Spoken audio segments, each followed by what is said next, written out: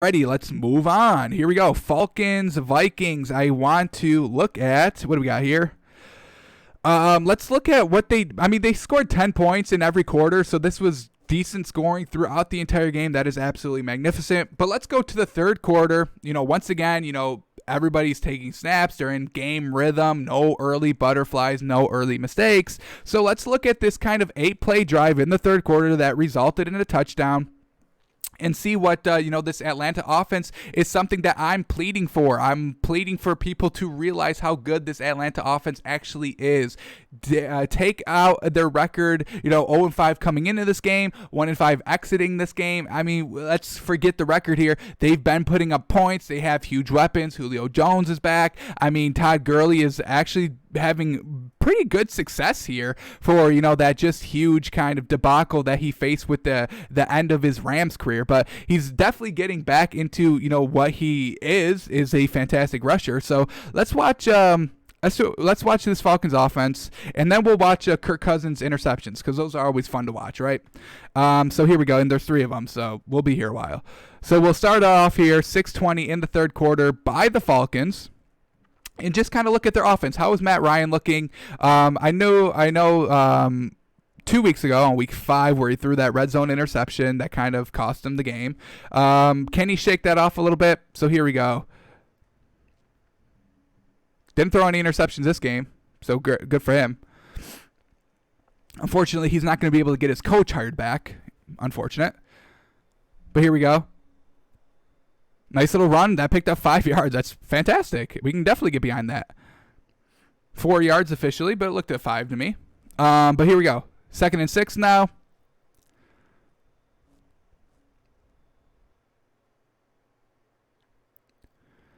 Once again, run up the middle. Picks up 5-6 yards. Again, this running game is good. It works with Todd Gurley. It works with Bell, their backup. Fantastic. Not putting all the pressure on Matt Ryan, not putting all the pressure on these receivers. Have a good healthy mix of run and pass, and you'll usually be pretty good in the game. You'll march down the field because they have to play so many things. Can't be a one-trick pony in this league anymore. Can't just run it, can't just pass it. Have to have a healthy mix of both. And look at this, 3 straight runs. I mean, yes, they're up 23-7, so they're trying not to blow the leads that they have been known to blow. So they're trying to run out the clock a little bit, but it's still working. I mean, they're not only picking up 1 yard. These are solid runs, folks. If you're getting any more than 3 yards a carry, that's fantastic. That's fantastic. So what do we got? 2nd and what? 2nd and 6 again? 2nd and 6 again. So picks up 4. Sets up great. You can run, you can pass here. You can really do anything, as we saw them run on 2nd down the last time. So here we go. Nice little quick out. Julio Jones picks up 5. Probably going to mark him just short. Oh, that's a generous spot. So they officially mark him with the 1st down. All right, Matt Ryan tried to set up a little screen there, it looked like, and it goes incomplete. So we'll continue to skip ahead. Here we go. 2nd and 10. The drive is still driving. Slowly but surely getting there. Matt Ryan steps up, and look at him go. Look at him go. Pick it up, and now it's going to be, 3rd and 2. Great job there by Matt Ryan to step up. Nothing was really open, and he takes his chances with the run. Once again, kind of like Matt Stafford, you don't expect Matt Ryan to run the ball. So, you don't need to spy this man.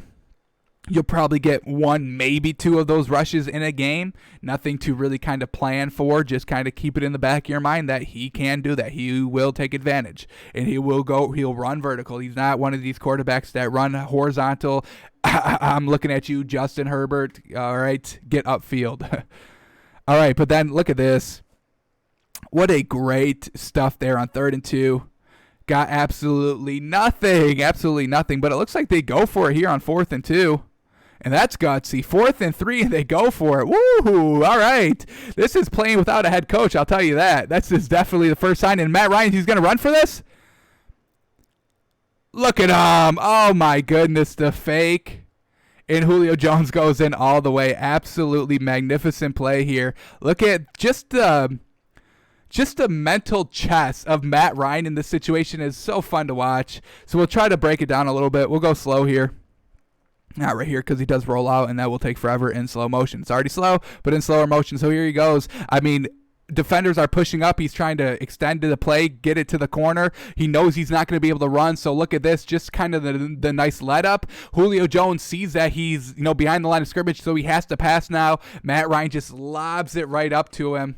Look at that. I mean, just the kind of great play by Matt Ryan to know that he's not going to outrun the defenders to the sideline, to know where the line of scrimmage is, to know that he can just step back 1 foot, back behind the line of scrimmage, and then throws it to your best player, Julio Jones. So it looked like it was well defended, but it's just, keeping the play alive and playing to the last whistle, baby. And Matt Ryan, perfection there.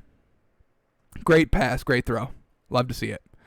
All right, so, I mean, this Atlanta offense still has weapons, still has pieces. Their run game is pretty good. Did get blown up there once, but every other time they were rushing for 4 yards, so that was good. Matt Ryan's looking, he's good. He's above average. He's an above average quarterback, but he, is known to make the bad pass every now and then.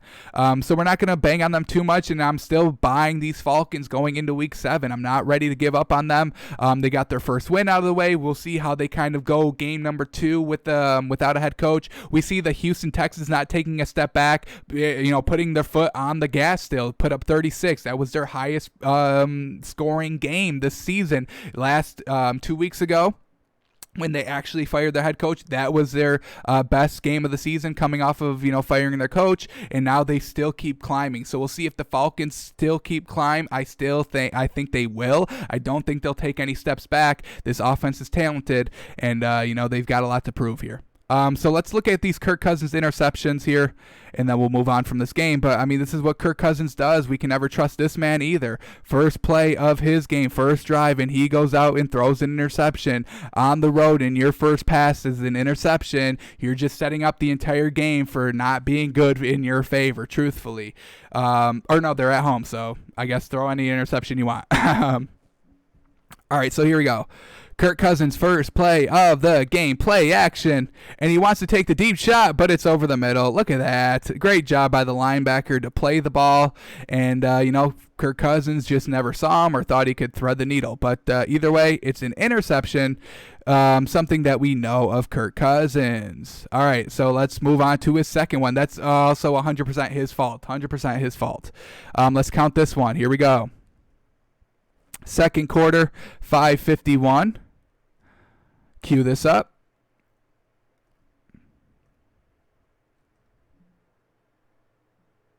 Here we go. 3rd and 9, down 10, still manageable game. You've only given up 10 points. Hey, no need to panic. We can go score a touchdown in this drive, make it a 3-point game, and everybody's hunky-dory. But we get Kirk Cousins in an empty back set, so everybody's just going to cover. Just cover, maybe press, blitz pressure him a little bit, but everybody drops out. Everybody's covering, confuses him a little bit, and once again, just a poor throw. Great job there. I mean, this was very poor. Came out of his hands kind of, slow. I mean, no velocity really on this ball. It's low. The receiver wouldn't have caught that anyway. The ball was about 2 yards in front of the receiver, so it would have just fallen to the ground. But another pass that's not good by Kirk Cousins. And Atlanta takes advantage with another touchdown. All right, and let's go back-to-back interceptions, shall we? Back-to-back drives of interceptions by Kirk Cousins is absolutely horrible. So we don't have to skip too much in time here. Still in the second quarter. This one comes at 1:15 left in the game, or left in the first half. So here we go. Now they're down 17-7. All right, game's starting to get a little bit out of reach. We're down 3 possessions. We need to score on this going into halftime and get our confidence back. But let's see what Kirk Cousins does here. 1st and 5. No pressure. Got hit as he was throwing there, so we won't put too much blame on him, I guess. Look at this again. He's going to get hit. Just gets hit, and it's a duck coming out. It's unfortunate. Maybe blame that one on the offensive line a little bit for allowing the pressure to get there. Let's watch this one in slow motion. Different angle on the replay. Let's see. Look at him just drive it back and just, whoo. You can't get any more better defense than that, could you? Great push, got his hands up, affected the ball, and the linebacker was able to make a great play because of it. So great job there by the defensive line of Atlanta. You love to see it. But can't blame Kirk Cousins too much on that one, although I would like to.